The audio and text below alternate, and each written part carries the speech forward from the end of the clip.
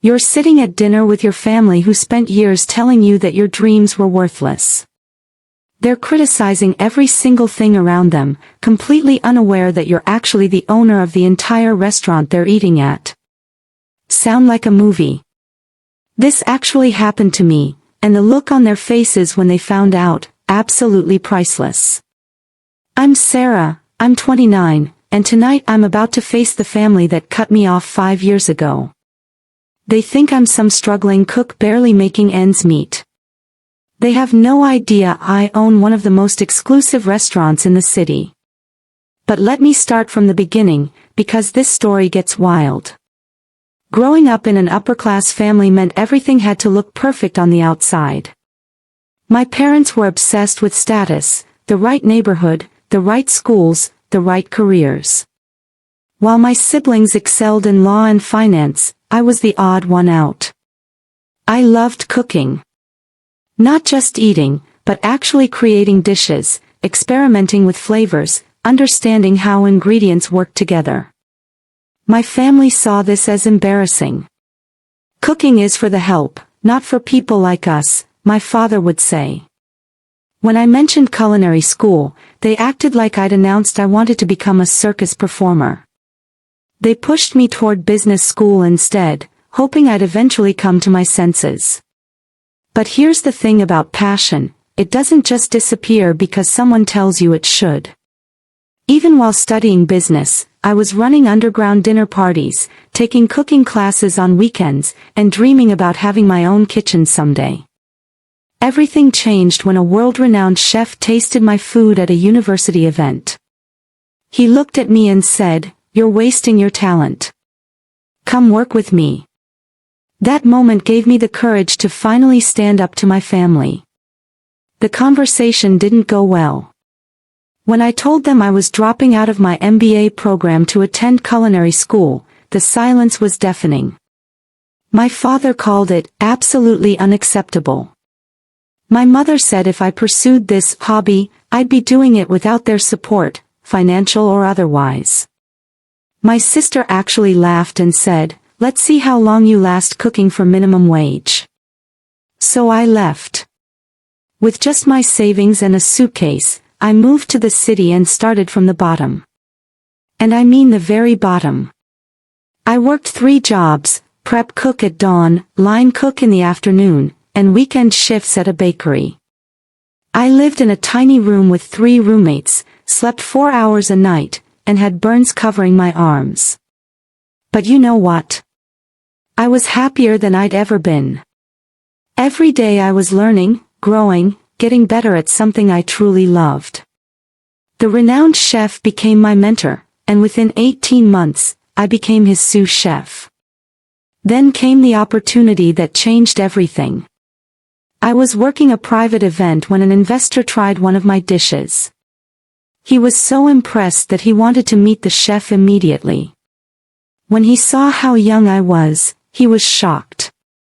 He became my first investor, and together we found the perfect space for my restaurant. Fast forward to today. My restaurant has been featured in major food magazines, earned rave reviews, and became one of the hardest reservations to get in the city. I even have a cookbook coming out this fall. But my family had no idea about any of this. I kept it secret intentionally. I wanted to build my success on my own terms, not as a way to finally win their approval. So when the invitation to my sister's engagement dinner arrived, I was surprised to see the location, my own restaurant. They'd chosen it because it was exclusive and impressive, perfect for showing off their status. The irony was too perfect to resist. I showed up that night dressed simply, ready to play the role they expected, the struggling black sheep of the family. From the moment I sat down, the condescension began. They questioned how I could afford to eat there, suggested I must be in debt or dating someone wealthy. My sister even asked if I was still in that cooking phase. But here's where it gets really good. They spent the entire evening criticizing everything. The portion sizes were too small, the food was too expensive, one dish was too acidic, another was undercooked. They complained about the wine list and made snide comments about new cuisine nonsense. All while eating my food. In my restaurant. Being served by my staff. The breaking point came when they started really pressing me about how I could afford the meal. My sister was relentless, practically demanding to know if I was financially irresponsible or lying about my situation. The whole table was staring at me, waiting for me to admit I was struggling.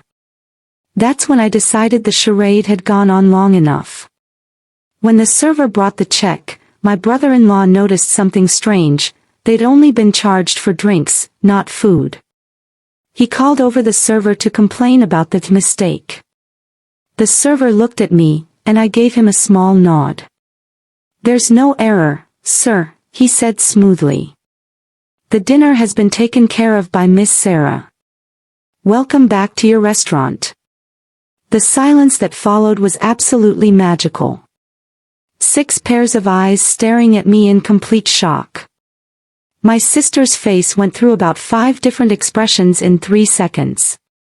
"Welcome to my restaurant," I said calmly. "I'm the executive chef and owner." What happened next was beautiful chaos. My father started calculating costs in his head. My sister kept saying, "That's impossible," over and over. My mother's hand flew to her pearls like she was having some kind of social emergency. Then came the backtracking. Suddenly, they were so proud and had always believed in me. My father tried to take credit for my business sense.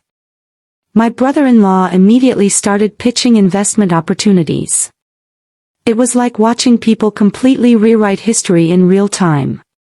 But the best part? I didn't need their approval anymore. 5 years ago, their validation meant everything to me. Now, sitting in my own successful restaurant, surrounded by staff who respected me and work I was proud of, their opinion felt surprisingly irrelevant. Don't get me wrong, it felt amazing to see their shocked faces. But the real satisfaction came from realizing I'd built something incredible without them. I'd proven to myself that following your passion, even when everyone thinks you're crazy, can lead to extraordinary things. The story doesn't end there though. Over the past few weeks, my relationship with my family has started to change. Not into some perfect reconciliation, real life isn't that simple. But into something more honest. My sister actually apologized and asked for my advice on her wedding planning. My father sent me articles about successful female chefs. Small steps, but genuine ones. Here's what I learned from all this: the approval you think you need from others. You probably don't actually need it. What you need is to believe in yourself enough to pursue what makes you feel alive, even when it's scary, even when people think you're making a mistake. 5 years ago, I was terrified to disappoint my family. Now I realize the only person I was really disappointing was myself by not following my dreams sooner. So if you're sitting there right now, wondering whether you should take that leap, start that business, pursue that creative passion, or make that big change everyone thinks is crazy, this is your sign. The people who truly matter will support you. And the ones who don't, well, they might just end up eating their words in your restaurant someday. What about you? Have you ever had to choose between what others expected and what your heart was telling you to do? Drop your story in the comments. I read every single one. And if this resonated with you, smash that like button and subscribe for more real stories about following your dreams against all odds. Trust me, you won't want to miss what's coming next.